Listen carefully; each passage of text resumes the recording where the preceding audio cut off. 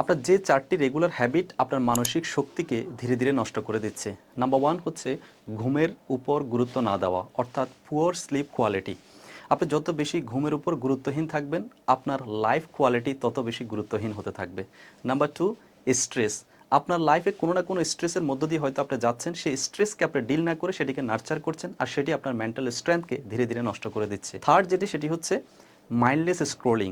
আপনি constantly Facebook, YouTube কিংবা Instagram use করে যাচ্ছেন, ফলে এটি আপনার মেন্টাল এনার্জিকে ধীরে ধীরে ডিস্ট্রয় করে দিচ্ছে, আপনার ফোকাসকে কিল করছে, অ্যাটেনশন অ্যাবিলিটি ধীরে ধীরে আপনার কমে যাচ্ছে।